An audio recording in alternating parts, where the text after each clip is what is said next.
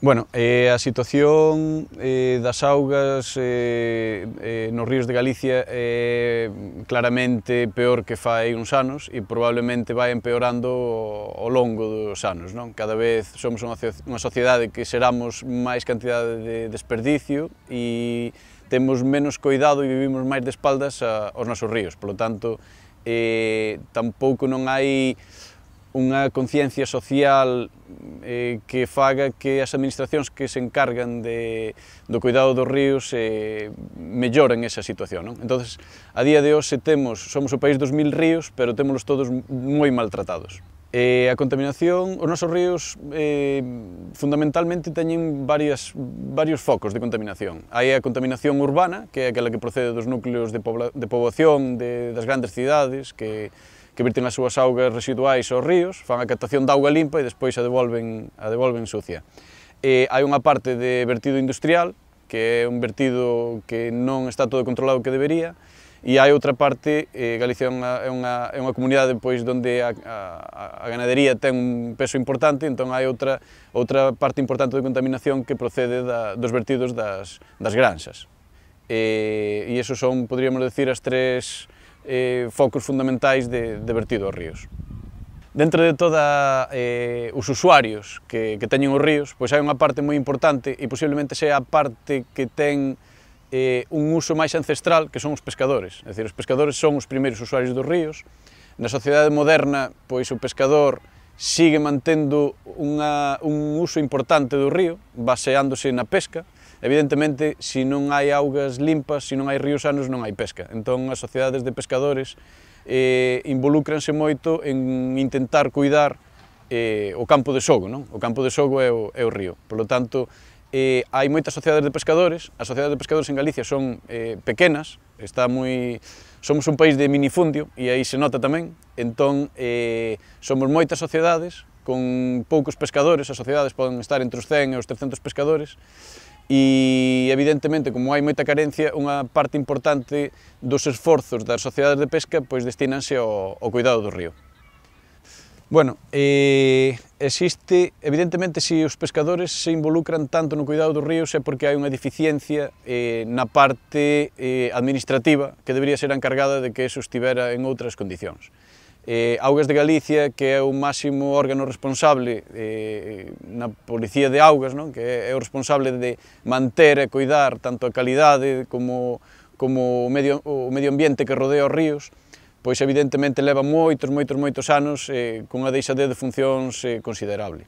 Desde autorizando a construción de presas que cortocircuitan os ríos e impiden o paso dos migradores e o movimento natural tanto de sedimentos como de animales ao longo do cauce, e despois tampouco é que teña un gran celo á hora de coidar e fiscalizar toda a cantidade de vertidos que se van aos ríos. É dicir, Augas de Galicia é responsable dun montón de depuradoras que basicamente non funcionan. As depuradoras son inversións multimillonarias que despois non teñen un mantemento adecuado. As redes de saneamento das grandes cidades en Galicia, que é un país no que chove bastante, pois as redes de saneamento non están ben diseñadas, de forma que as augas pluviais mezclanse cas fecais. Entón, ese golpe todo de auga chega ás depuradoras, e as depuradoras non son capaces de tratar ese volumen de auga. Entón, non é só a construción de depuradoras, que funcionan mal porque non teñen un bon mantemento, sino que ademais temos unha captación de residuos que non está ben diseñada. É dicir, os concellos meten todo polo mesmo tubo. As augas pluviais deben ir directamente ao río, sin ningún tratamento, as augas fecais son as que necesitan tratamento, e na maioría dos sitios o que fai é que unha parte grande da rede de alcantarillado mezcla esas augas. Por lo tanto, a función dificulta moito que a depuradora funcione de forma correcta. Despois está toda a parte de vertidos industriais. Evidentemente, a industria é importante porque sin industria non hai traballo, a gandería é importante porque sin gandería non hai traballo, pero evidentemente o que non pode facer é aquel que ten un negocio é facer o seu negocio a costa do ben público. É dicir, a mí non se me ocurre coller unha motosierra e meterme a un monte a cortar pinos, porque me fai falta madeira. Por lo tanto, o que fai vertidos ao río, alegremente, tampouco non debería de facelo, porque está competindo nunha ventaxa contra outra persona que si depura. É dicir, a granxa que non fai vertidos ao río ten uns custos máis elevados que a que si os fai. E a empresa que fai vertidos incontrolados ten uns custos máis baixos que a empresa que sí que controla os seus vertidos. Por lo tanto, xa só por competitividade e ademais do cuidado do medio ambiente e por xustiza social, Augas de Galicia debería de fiscalizar moitísimo máis a cantidade de vertidos que se fan aos nosos ríos. E despois está pois, a parte que lle toca á sociedade. É dicir, a sociedade somos moi ecoloxistas cando estamos diante do tema, pero realmente a maior parte da xente non sabe a onde vai a parar o vertido da súa lavadora. É dicir, a nós o que nos preocupa é que cando pulsemos o botón da cisterna, que o problema que temos aí que se largue, pero non nos importa onde se larga. Ni nos importa o que pasa, donde cae. Somos uns consumidores en ese aspecto, incluso somos consumidores malos, porque pagamos un recibo todos os meses, un recibo de depuración, é dicir, estamos pagando un servicio que realmente non se está facendo na maior parte das cidades de Galicia. É dicir, poderíamos pagar porque nos saquen a porquería da casa, está ben, pero non nos la están a depurar, e nós sí que pagamos por depuración.